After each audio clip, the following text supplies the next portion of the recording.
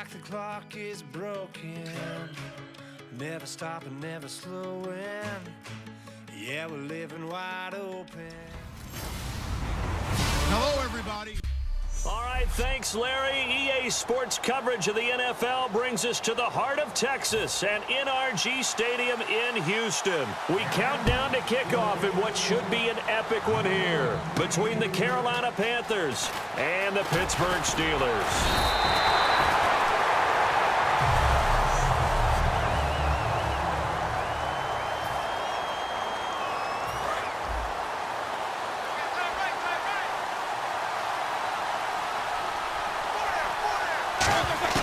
Now Roethlisberger on first down. And caught right side, Green.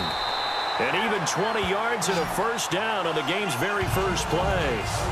That coach is always harp on the quarterback reading the defense and getting it to the open man. That's good recognition there. And how about what he did after the catch? Yeah, hit your tight end and let him get some rack. Yeah, when he gets moving, not many guys want to come over and put a hit on him, do they? Here's the first carry for Le'Veon Bell. No gain on the play. It'll be second down.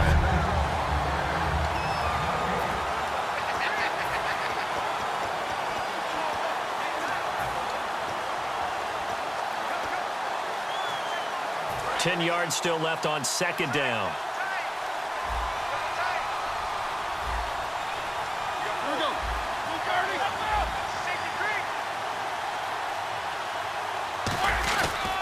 They'll go again with Bell. And he'll lose yardage on the play back at the 45-yard line. They'll wind up losing 3. And now it's third down. One of the toughest things for an offensive lineman to learn is the ability to get in space and hit people who are moving targets. And linebackers are not easy ones to hit because they know how to move, juke, and make you miss. And that's exactly what he did on that play. A nice play for the defense. And they pick up 25 as they convert on third. Antonio Brown, AB, with just one hand to complete that catch. Is there anything he can't do? He has just continued to impress year after year, hasn't he? He has never forgotten that he wasn't... And he's in! Touchdown, Steelers! Antonio Brown, 29 yards. And the Steelers take the ball down the field and score on their opening drive. Well, that's how they envisioned it, get the football to start the game and score it. And I don't know if that was scripted. Was it an audible? Or was it just a play call that they had in their pocket? No matter what, they had the right call on against the right defense, and they end up in the end zone. Boswell now to kick it away after the touchdown. This is fielded a couple yards deep. And he'll get it up to about the 26-yard line just across the 25.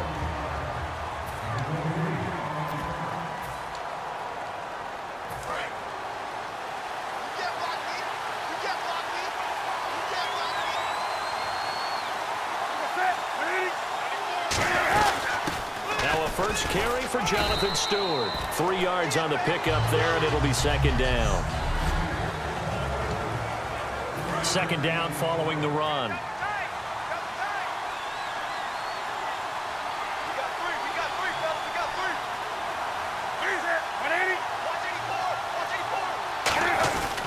They keep it on the ground again to Stewart. And he stopped immediately there.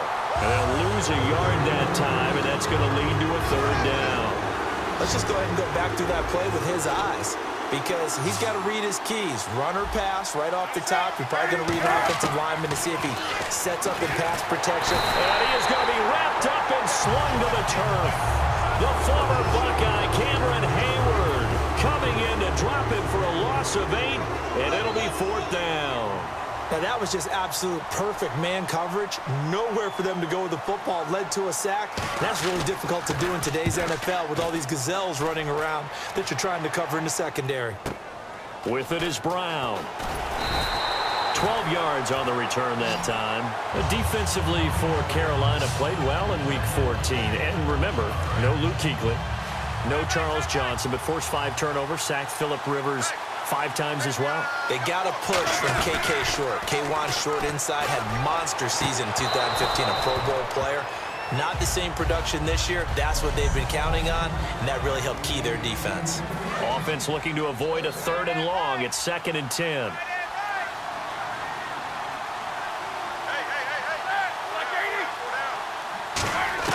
Again on 2nd and 10, it's Roethlisberger. It's complete to Brown, right side.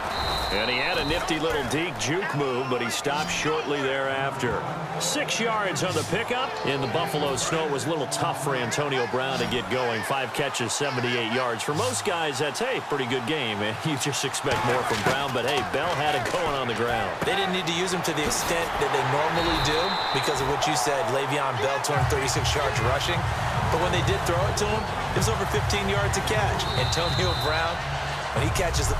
Back with Charles Davis, Brandon Gaudin. It's Steeler football to begin quarter number 2. They are, however, facing a 4th down situation. And how about this one now? In their own territory, a gutsy call. They're going to go for this on 4th and a yard.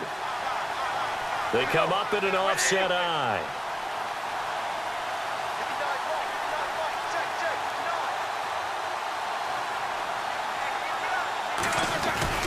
They'll run it with Bell, and he'll be brought down, losing yardage back at the 40. That'll set him back with a loss of 3 on the play. And the Panthers are going to get it back in excellent field position. Carolina getting set to take the field. And they'll certainly be trying to do better than that first drive where they went 3 and out. And Stewart lost the football. It's loose. And they're going to set up shop at the 32-yard line. Often on fumbles, you look at the guy who coughed it up and say, geez, what did he do? But, hey, let's tip the cap to the defense here. Not a problem at all, my man.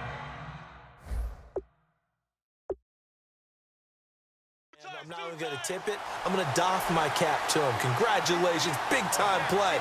Knocking it free and creating something good for your team. Now a play fake here on 1st down. Toward the sideline, and look at that catch. Dragging the toes, and that's going to be a 1st down. Well done. On any given pass play, you never know exactly where your exit points are going to be.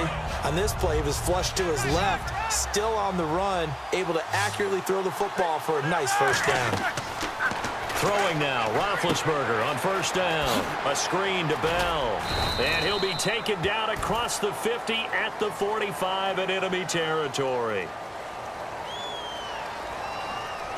Personal foul. Face mask. Defense. Charles, I know it's hard when live bullets are flying, but you cannot keep your hand up around the face mask area. It is absolutely inexcusable nowadays. We talk about target areas all the time. You have to aim lower so that your hand doesn't get involved in the face mask. Darius Hayward-Bay, the intended receiver, and that'll bring up 2nd down. Offense still needing 10 yards, 2nd down.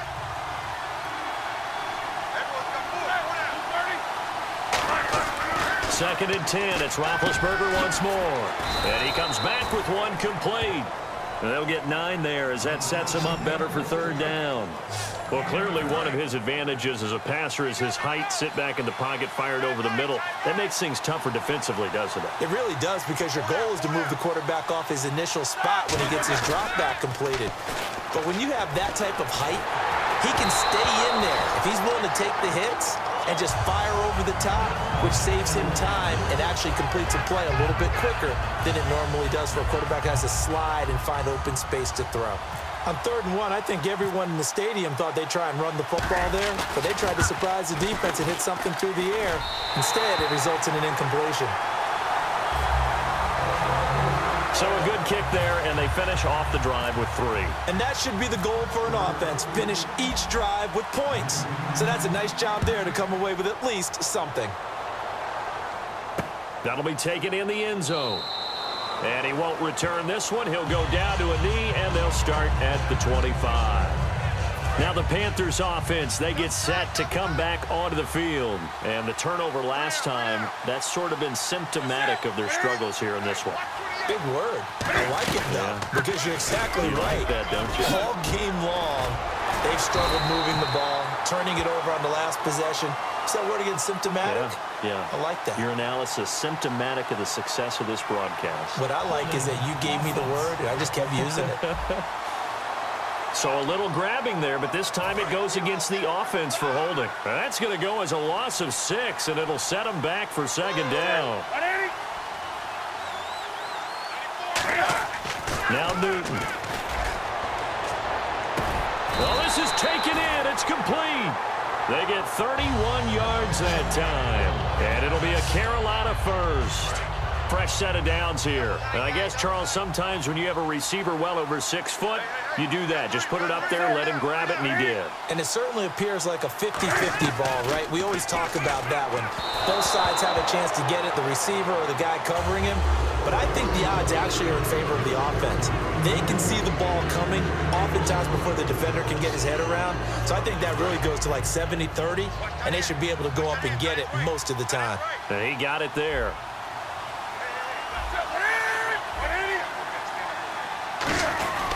On second down, they run with Stewart. And that play will go nowhere. Losing yardage back near midfield at the 49. They'll lose a yard, and it brings up third. There's another example of why they haven't scored any points so far. I think it's time to abandon the run game, spread things out, and go to the air. It certainly can't be any worse than what they've done so far. And this is going to be incomplete. The tight end, Ed Dixon, was the target. And that brings...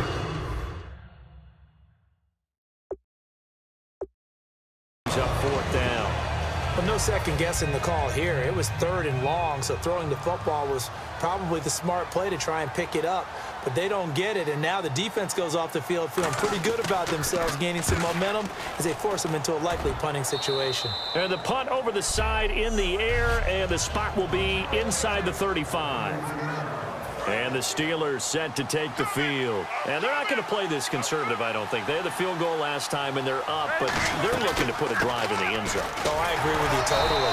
No one goes out on the field and says, all right, let's just settle for 3, except in certain situations, trying to ice a game, that sort of deal.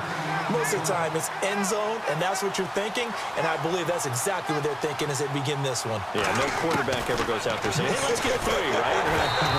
Not one that I've ever met. Marcus Wheaton was the one he was looking for, and it's 3rd down. The good signal callers would never go back in the huddle and play the blame game because they need those guys to protect him. But on that last one, his offensive line, they lost their leverage very quickly, and that's why they were able to get to. And now we get a timeout called on the defensive side of the ball by the Panthers. The defense, they got a little bit of a breather. Now they're back and set as we resume play.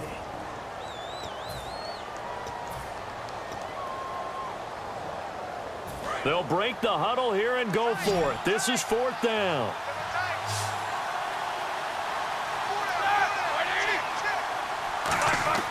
Here we go on 4th down with Roethlisberger. He gets it to Brown, complete. It'll be a pickup of 13 on the play, and they're able to pick up the conversion here on 4th down.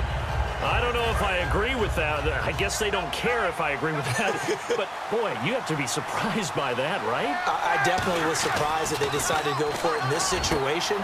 But they must have either felt like they either had a great play call on or they're trying to show extreme confidence. They got 18 yards out of that one, and it gets them a new set of downs. And after that completion, you can understand why so many teams in the league are emphasizing speed on defense at every position. The tight ends have created so many tough matchups now. If you can't run with a tight end as a linebacker, this is going to be the result every time. Oh, he can't hang on. That was a dream chance for any D lineman to possibly get a pick. But instead it falls down incomplete.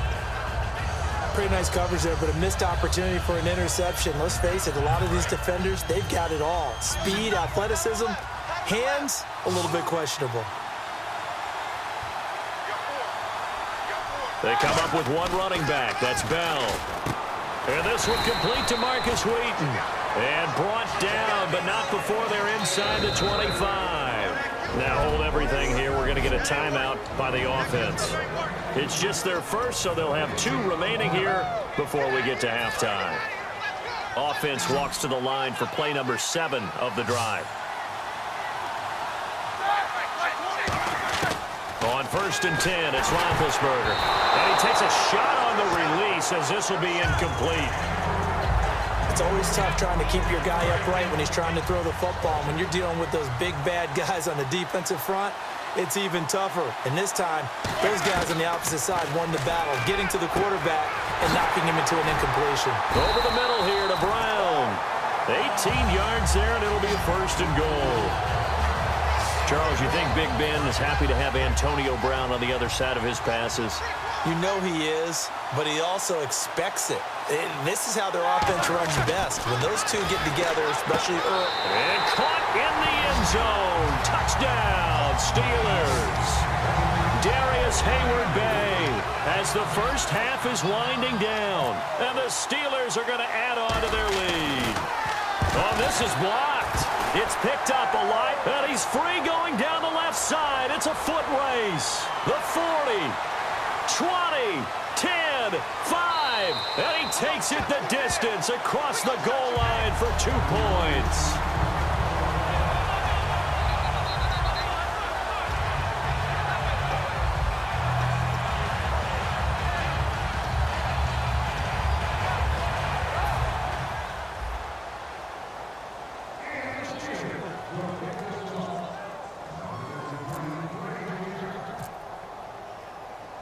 Boswell now to kick it away after the touchdown.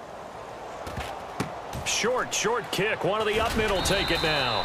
And they're going to have really good starting field position here as that's taken up close to the 40.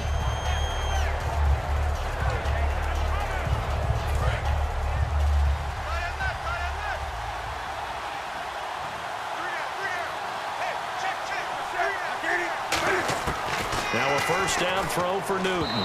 That'll be incomplete with 9 seconds now showing on the clock. So they're still at the original line of scrimmage here. 2nd down and 10.